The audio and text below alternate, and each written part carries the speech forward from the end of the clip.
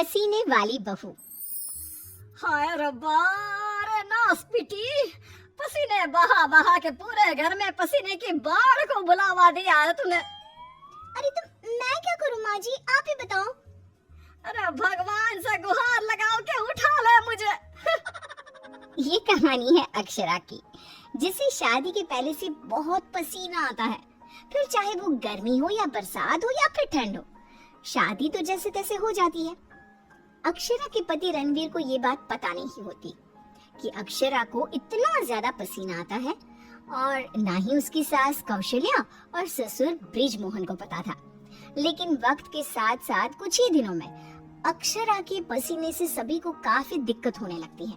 तो चलिए होते हैं रूबरू इस पसीने वाली बहू से।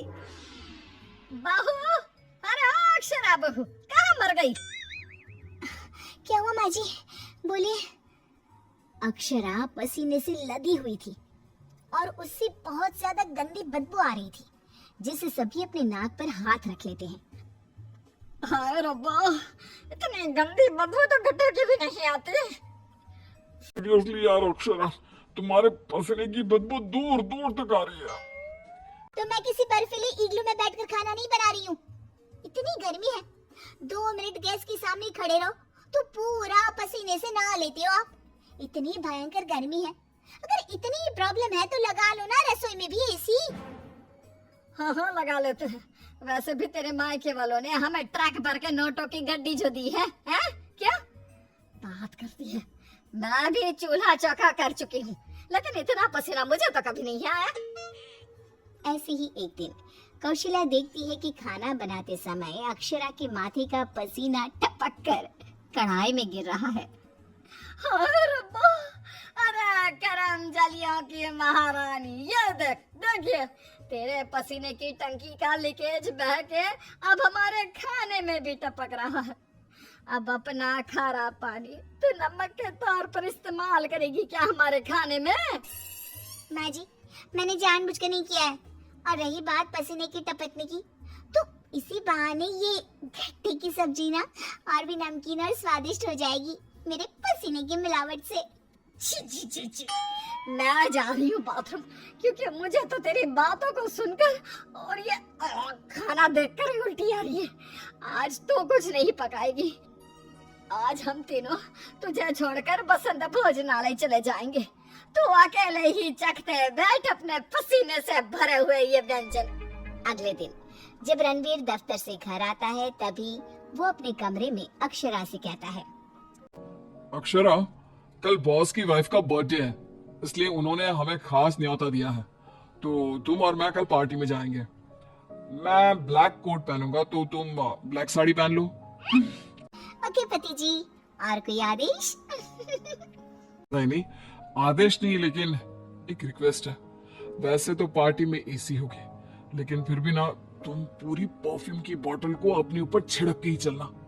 एक क्या, मैं तो कहता हूँ अब 5 चाहे बोतल को छिड़क लो ना, क्योंकि अगर किसी ने तुम्हारे पसीने की बदबू को सूंघ लिया ना, तो फालतू में सीन क्रिएट हो जाएगा वहाँ पर, ठीक है? मुंह टेढ़ा करके अक्षरा जवाब देती है, ठीक है, लगा लूंगी, खुश।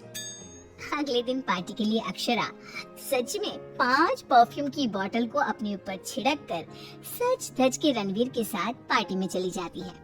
पार्टी में एसी थी, इसलिए पहले के 15 से 20 मिनट तो कुछ भी नहीं हुआ, लेकिन उसके बाद से जो अक्षरा को पसीने छूटने शुरू हुए कि बस वो पसीने से भीग कर गीली होती ही जा रही थी, और उसकी बहुत गंदी बदबू भी आने लगी, जिसको सुनकर पार्टी के गेस्ट आपस में बात करने लगे।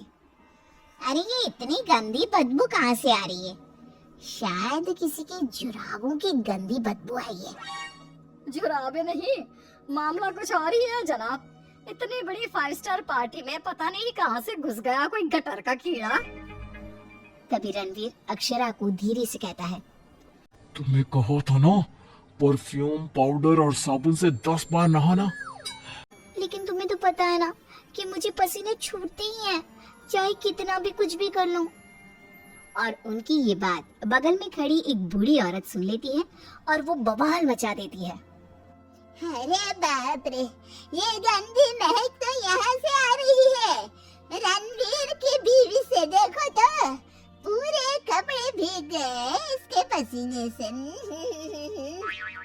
सभी रणवीर और अक्षरा पर बहुत हंसते हैं। रणवीर घर जाने के बाद अक्षरा को खूब डांटता है। मिला दी ना पानी में मेरी पूरी मेहनत से कमाई हुई इज्जत। अरे अक्षरा बहू, किस मिट्टी की बनी हो तुम, जो पसीने का झरना बहता ही रहता है तुम्हारे बदन से 12 महीने और 24 घंटे नॉन स्टॉप। अरे अभी तो इस कलमुही के कलेजे को ठंडक पड़ी होगी। लोगों के कुंडली में मार्केश दोष होता है, लेकिन हमारी बहू की कुंडली में पसीना दोष है। अक्षरा को अपने ससुराल वालों की बातें सुनकर बहुत बुरा लगता है, लेकिन फिर भी वो कुछ नहीं कहती और अपने पसीने बहने को अपनी गलती मानकर चुप रह जाती है। दिन बीतते जाते हैं, गर्मी का प्रकोप बढ़ते जाता है और अक्षरा के लिए गर्मी और भी बड़ी मुसीबत बन जाती है।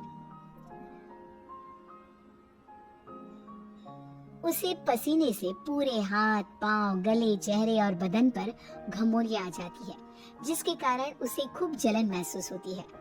बहुत जलन हो रही है।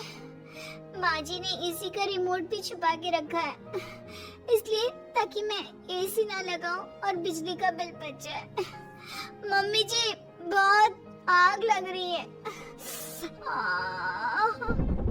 अक्षरा जाकर बाल्टी भर पानी अपने आप पर डाल देती है, तब जाके उसे थोड़ी सी राहत मिलती है।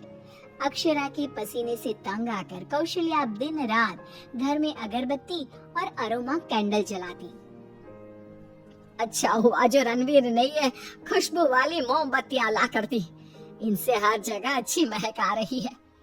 हाँ कौशल्या, बड़ी अच्छी सुगंध है, अगरबत्ती और मोमबत्ती दोनों की भी। लेकिन तभी वहाँ पर बाजार से सामान लाकर पसीने से लदी हुई अक्षरा आ जाती है और उसके पूरे बदन से बदबू आ रही थी और बाल तो पूरे पसीने से भीग गए थे और फर्श पर पसीने की बूंदें भी टपक रही थी। और ये बदबू इतनी तेज होती है कि मोमबत्ती और अगरबत्ती की महक को फेल कर देती है। हाय रब्बा, आ गई करम जली। इसके बदन के पसीने ने तो इतनी महंगी सुगंध वाली मोमबत्ती और अगरबत्ती के खुशबू के दांत भी खट्टे कर दिए।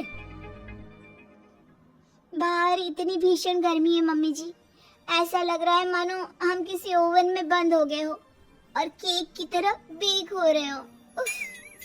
दिन ब दिन अक्षरा का पसीना दुश्वार कर देता है सबका जीना।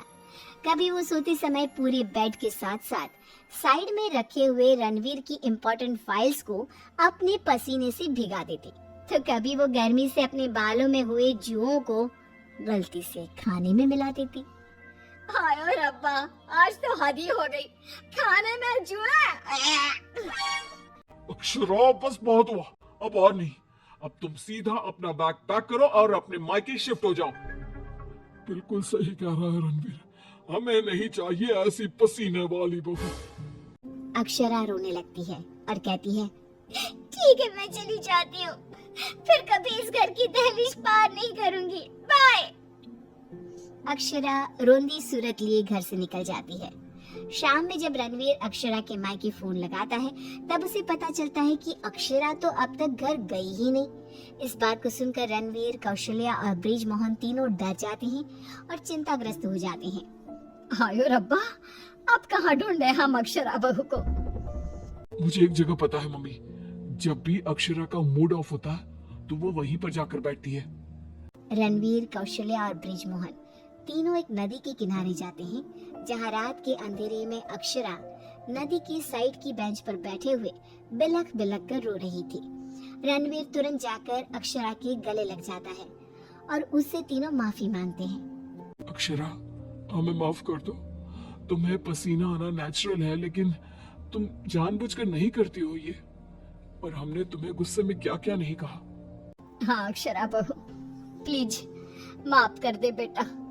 तेरे इस पसीने को ना मैं यूं मिनटों में चुटकी बजाकर आयुर्वेदिक और घरेलू उपायों से भगा दूंगी, तू देखना बेटा। हाँ, और अगर उससे भी ना हुए तो मेरे पहचान में मेरा एक डॉक्टर दोस्त है, तुम्हारे इस पसीने की तकलीफ का हम सब मिलकर डट कर सामना करेंगे। Thank you. देर से ही सही, आप लोगों को मेरा दर्द समझ में तो आया। मैं बहुत लकी हूँ कि मुझे आप जैसे ससुराल वाले मिले। इस तरह ससुराल वाले आयुर्वेदिक उपायों से अक्षरा के पसीने की तकलीफ को मिटा देते हैं और अब उसे मामूली पसीना ही आता है और वो एक सुखी और चैन भरी जिंदगी बिताने लगती है।